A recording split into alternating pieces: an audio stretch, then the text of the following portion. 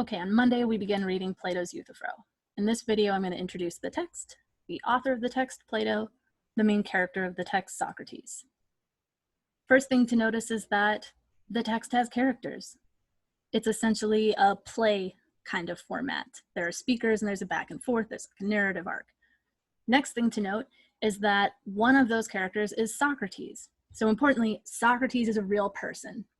He's a real person, and we know a couple of things about his life. He never wrote anything down, but we do know some important facts about his life. If you know anything about Socrates, it's probably that he was tried for what? Impiety and corrupting the youth. He was found guilty by 501 of his peers and put to death by being forced to drink hemlock. Okay, so that's a real person and that's a real event. And that is the context for this play. Socrates, the character based on the real person, is on his way to his trial. The text opens in front of the courthouse. Euthyphro, the other character, is also on his way to the courthouse to deal with his own business, which I'll leave to the text to introduce. They run into each other, strike up a conversation. That conversation starts with, "What are you doing here?" Socrates introduces his charges, again, impiety, corrupting the youth. Euthyphro introduces his. The important thing to highlight here for this intro to the text video is that Euthyphro claims to be an expert in all things piety. So Socrates is like, great, this is exactly the kind of claim I love to engage with.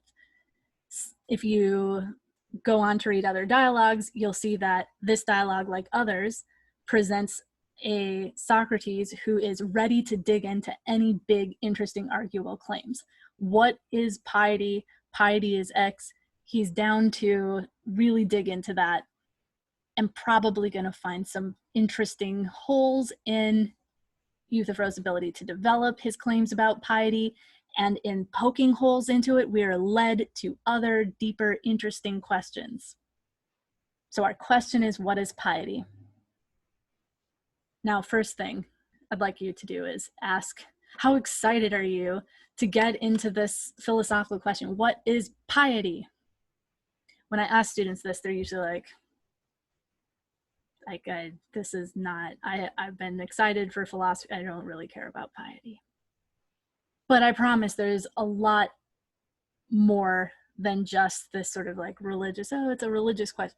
This question is going to force us to ask all kinds of interesting big questions about the very nature of morality and other things along the way. So this, even if you're not interested essentially in your, examining a conception of piety, it will lead to other really cool questions about the very nature of morality. Okay, number two, what is your conception of piety? Like when you hear that word and you're kind of, and again, I'm not assuming everybody is immediately bored by it, but my impression is that most students are not excited to talk about piety. Why not? What is your conception of piety? Can you give a quick definition? What do you associate it with? Maybe you need to quick Google it, fine, pause, quick, do that. So you can probably come up with some connections to piety. It's a word in our language. We use it. We can use it competently in a sentence. And importantly, so can Socrates and Euthyphro. This is definitely a word in their language, and they can use it in a sentence. When Socrates walks through those court doors, his jurors are going to use the word piety. They're going to apply a conception of piety and find him guilty of being impious. So we're going to be asking the question, but what is it really? How should we think of it? What's the best way to define this word to capture some real thing, piety, which will lead us to sort of broader questions about other big concepts like justice and morality and whatever. We'll see that as we get into the text. Okay, so we've got our big question, and I've asked you to think about your own conception of it before we really get into the heart of asking, well, what is it really? Okay, finally, let's briefly introduce the structure of the text. So if the question sort of sets up the text, the rest of the structure is attempts to answer that question. And I'm making there's more than one kind of gesture because there will be a first attempt to answer the question. Euthyphro will provide a definition. This is what piety is. and then Socrates will identify problems for that definition. So he'll revise it and will examine the extent to which that definition works and where there's room for clarification and what the implications of accepting this definition are, which potentially raise problems for that new definition. And we'll keep doing this until the end of the dialogue. So that's the major structure, this investigating possible definitions of this thing. That also sounds like it might be boring, but it's not. It's really cool. Okay, so that's the text. Next, we've got the author of the text, Plato. So Plato is Socrates, real Socrates' student.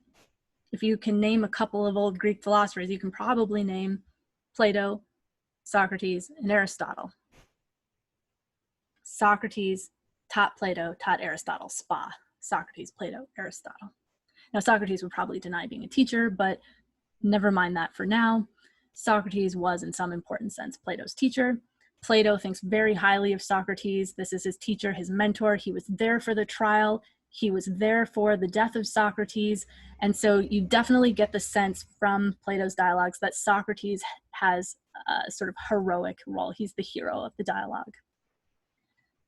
The other thing I want to highlight about Plato's dialogues is the extent to which they are supposed to be true to the real Socrates. It's generally agreed that the Euthyphro is a pretty good representation of the way Socrates engaged with people and the kinds of things that he said and argued.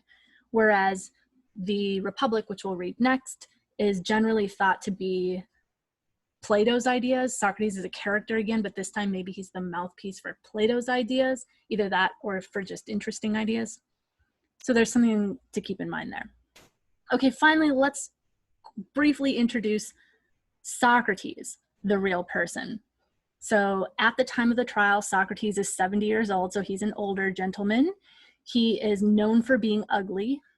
He supposedly has like bulbous eyes and a pug nose, and he talks about it a lot in his own, well, again, we don't want to confuse real Socrates, but in Plato's dialogues, he references a lot and sort of like, it's an accepted fact and it's occasionally funny.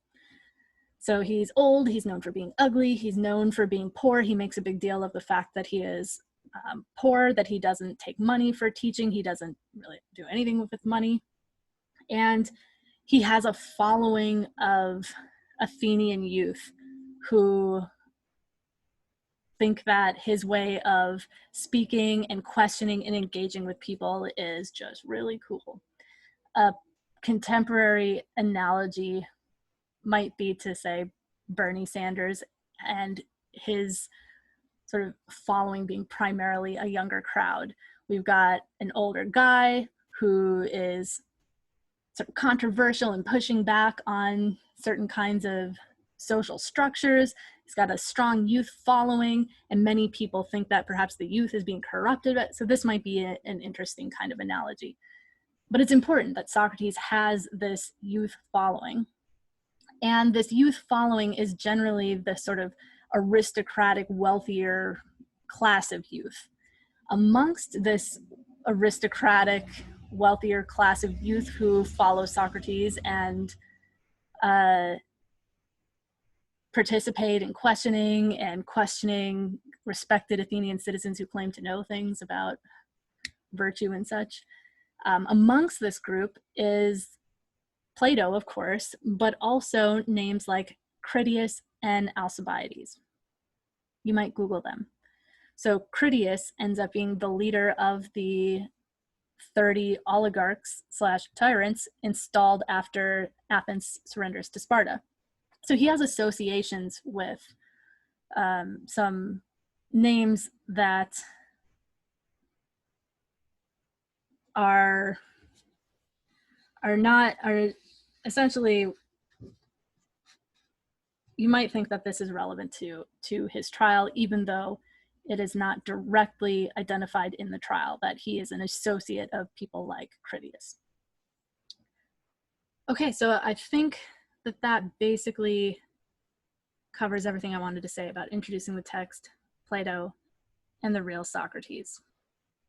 I guess the last thing that I would like you to pay attention to as you read this text is what exactly is it that Socrates does? Like, what is his style? What is this way he engages with people that they ends up getting him brought to court? What is the sense in which he's a teacher? Is progress made in having the kind of conversation Socrates has with Euthyphro? What is philosophy? That this has become the sort of exemplar or paradigmatic example of philosophy, whether or not that's right, just what does it mean?